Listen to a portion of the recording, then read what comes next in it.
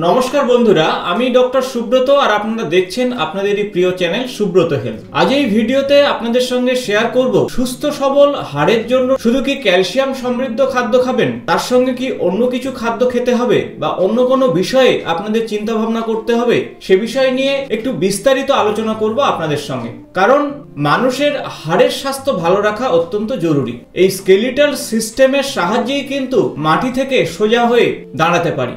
তাই বাল্যাবস্থা থেকে মৃত্যু পর্যন্ত আমাদের হাড়ের গঠনকে ঠিক রাখতে হবে, অর্থাৎ হাড়ের স্বাস্থ্যকে ঠিক রাখতে হবে। তার জন্য আমরা কি করব? আসুন ভিডিওটি ইনফরমেটিভ হতে চলেছে, ভিডিওটি শেষ পর্যন্ত দেখে নেওয়া যাক। তবে যারা আমার চ্যানেলে নতুন তাদের বলবো চ্যানেলটি অবশ্যই সাবস্ক্রাইব করে দেবেন, পাশে থাকা বেল বাটনটি প্রেস করবেন। ভিডিও ভালো লাগলে বন্ধুদের সঙ্গে অবশ্যই শেয়ার করবেন। তাই স্বাস্থ্যকর এবং মজবুত হাড়ের জন্য আপনারা ডায়েট চার্টে কোন কোন বিষয়ের প্রতি খেয়াল রাখবেন এবং সেই সাথে লাইফস্টাইলের ক্ষেত্রে কি পরিবর্তন ঘটাবেন। হাড়ের স্বাস্থ্য ভালো রাখতে আপনার পেশির স্বাস্থ্য ভালো রাখতে হবে। তাই প্রত্যেক দিন খাবার দাবারের পাশাপাশি শরীর চর্চা অবশ্যই করতে হবে। তাই ফ্রি হ্যান্ড এক্সারসাইজ বা যে কোনো হাঁটা চলা বা এক্সারসাইজই কিন্তু আপনার পেশি শক্তিকে বাড়াবে, প্লাস হাড়ের স্বাস্থ্যকেও ভালো রাখবে। এই বিষয়টি একেবারে প্রথমেই নজর দিতে হবে। ডায়েটের ক্ষেত্রে অবশ্যই হাড়ের স্বাস্থ্য ভালো রাখার জন্য ক্যালসিয়াম সমৃদ্ধ খাদ্য রাখতে হবে, কিন্তু পাশাপাশি potassium, magnesium, phosphorus, vitamin D, vitamin C এবং ভিটামিন বি12 এবং সেই সাথে ভিটামিন কে সমৃদ্ধ খাদ্য আপনাকে ডায়েট চার্টে রাখতে হবে। তাহলে বুঝতেই পারছেন, শুধুমাত্র ক্যালসিয়াম খেলে কিন্তু হাড় সুস্থ থাকবে না বা হাড় শক্ত হবে না। তার সঙ্গে এই সমস্ত খাদ্য আপনার ডায়েট চার্টে রাখতে হবে, আর তবেই আপনার হাড় সুস্থ থাকবে।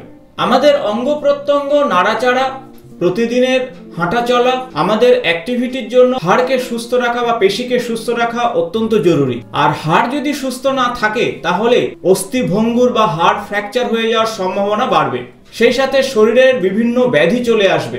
অস্টিওস্পোরোসিস বা স্লথ গতি সংক্রান্ত বিভিন্ন সমস্যা আপনার শরীরে বাসা বাঁধবে। আর সেজন্য আজ থেকে হাড়ের স্বাস্থ্য বজায় রাখার চেষ্টা করুন। এখন জেনে নেব যে হাড়ের স্বাস্থ্যকে প্রভাবিত করতে পারে কোন কোন বিষয়। প্রথমত বললাম যে পুষ্টির বিষয়টি, অর্থাৎ ক্যালসিয়াম সমৃদ্ধ খাবার, ভিটামিন ডি সমৃদ্ধ খাবার, সেই সাথে ম্যাগনেসিয়াম, ভিটামিন কে সমৃদ্ধ খাবার আপনার ডায়েট চার্টে রাখতে হবে।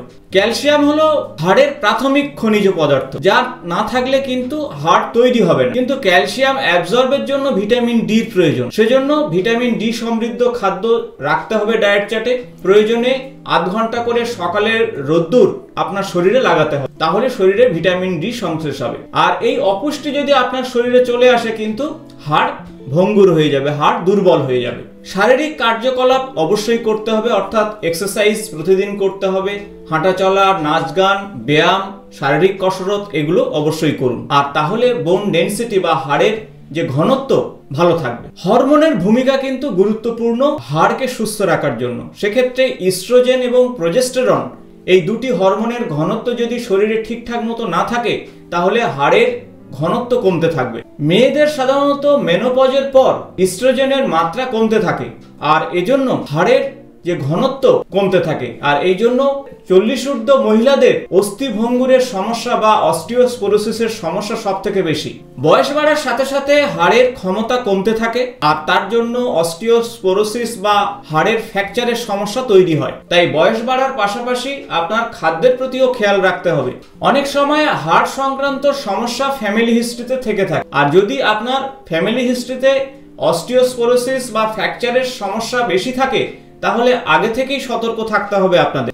বিশেষত অ্যালকোহল বা নিকোটিন সংক্রান্ত বিভিন্ন মাদকদ্রব্য যদি আপনারা গ্রহণ করেন তাহলে হাড়ের ঘনত্ব বা বোন ডেনসিটি কমতে থাকবে, আর এজন্য অস্থি দুর্বল হবে।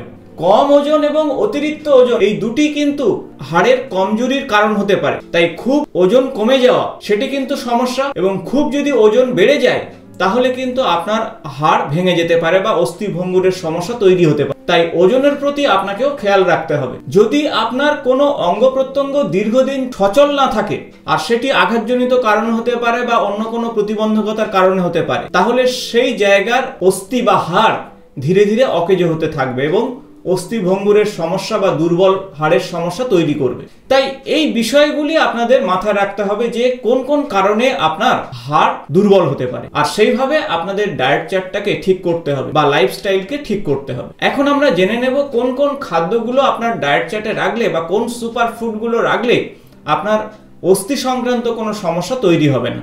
প্রথমে আসবো সবুজ শাকসবজি। সবুজ শাকসবজিতে প্রচুর পরিমাণে ভিটামিন কে পাবেন, যা আপনার হাড় গঠনে সাহায্য করবে। সেজন্য পালং শাক, পুঁই শাক, কেইল, শালগম পাতা, বিট পাতা এগুলোর মধ্যে প্রচুর পরিমাণে ভিটামিন কে পাবেন, যা আপনার হাড়ের গঠনে সাহায্য করবে। তাই ডায়েট চার্টের একটি অংশে অবশ্যই সবুজ শাকসবজি রাখুন। দ্বিতীয়ত, দই। টক দই রাখাটা খুবই ভালো। অতিরিক্ত চিনি কিন্তু আপনার হাড়কে ভেঙে দিতে পারে বা অস্থিভঙ্গুরের সমস্যা তৈরি হতে পারে, কারণ চিনি হলো রিফাইন কার্বোহাইড্রেট। তাই চিনি যত শরীরে কম যাবে ততই ভালো। টক দইয়ে প্রচুর পরিমাণে ক্যালসিয়াম না থাকলেও ক্যালসিয়াম রয়েছে অল্প পরিমাণে, কিন্তু প্রয়োজনীয় বেশ কিছু গুরুত্বপূর্ণ উপাদান রয়েছে এর মধ্যে, বিশেষত পটাশিয়াম, ফসফরাস, ম্যাগনেসিয়ামের মতন গুরুত্বপূর্ণ উপাদান টক দইয়ের মধ্যে রয়েছে।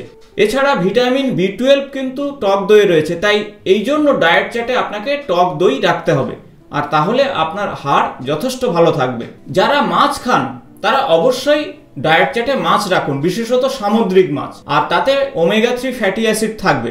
আর ওমেগা 3 ফ্যাটি অ্যাসিড আপনার হাড়ের গঠনের জন্য যথেষ্ট ভালো। সেই সাথে ভিটামিন D3 কিন্তু আপনি এখান থেকে পেয়ে যাবেন। মাছের মধ্যে ক্যালসিয়াম পাবেন, ভিটামিন B12 পাবেন, ভিটামিন ডিও পাবেন এর মধ্যে, আর এগুলোই কিন্তু হাড়ের গঠনকে ঠিক রাখবে এবং জয়েন্টকে আরো ভালো করবে। টক জাতীয় ফল অবশ্যই ডায়েট চার্টে রাখতে হবে। ভিটামিন সি যেমন প্রচুর পরিমাণে টক জাতীয় ফলে রয়েছে, যেমন কমলা লেবু, পাতি লেবু, মুসুম্বি লেবু এবং সেই সাথে আমরা বাতাবি লেবু, এগুলোর মধ্যে প্রচুর পরিমাণে কিন্তু ভিটামিন সি পাবেন। বীজ জাতীয় খাদ্য অবশ্যই ডায়েট চার্টে রাখবেন। হোল গ্রেনের মধ্যে ক্যালসিয়ামের চাহিদা পূরণ হবে, সেই সাথে ডায়েটারি ফাইবার রয়েছে যা ক্যালসিয়াম অ্যাবজর্ব করতে সাহায্য করবে, গাট হেলথকে ভালো রাখবে। বীজ জাতীয় খাদ্যের মধ্যে ফসফরাস এবং ওমেগা 3 ফ্যাটি অ্যাসিড রয়েছে, যা হাড়ের স্বাস্থ্য ভালো রাখতে সাহায্য করবে। সেক্ষেত্রে ওটস মিল, চিয়া সিড এগুলো অবশ্যই রাখুন। ফ্লেক্স সিড ডায়েট চার্টে রাখুন। তাছাড়া হাড়ের স্বাস্থ্য ভালো রাখতে শুকনো ফল রাখুন। ড্রাই ফ্রুট অবশ্যই ডায়েট চার্টে রাখবেন, তাতে ক্যালসিয়ামের চাহিদা পূরণ হবে এবং পাশাপাশি ডায়েটারি ফাইবার, অন্যান্য মিনারেলস এর সমৃদ্ধ কিন্তু ড্রাই ফ্রুট। সেক্ষেত্রে আর ড্রাই ফ্রুট হিসাবে খেজুর, আঞ্জির, অ্যাপ্রিকট এগুলো রাখতে পারেন। আর এই ধরনের খাদ্য আপনার হাড়ের স্বাস্থ্যকে ভালো রাখবে, হাড়কে মজবুত করবে। তাহলে বুঝতে পারছেন যে কোন কোন খাদ্য আপনার ডায়েট চার্টে রাখতে হবে এবং সেই সাথে আপনার লাইফস্টাইলের কি পরিবর্তন ঘটাতে হবে। আর এই সব মিলিয়ে কিন্তু আপনার শরীর স্বাস্থ্য ভালো থাকবে এবং আপনার হাড় সুস্থ থাকবে। আশা করব ভিডিওটি ইনফরমেটিভ হয়েছে। ভালো লাগলে বন্ধুদের সঙ্গে অবশ্যই শেয়ার করবেন। আগামী ভিডিওতে আপনাদের সঙ্গে নতুন কোনো স্বাস্থ্য সংক্রান্ত বিষয় নিয়ে আলোচনা করব। আজ এই পর্যন্ত, নমস্কার।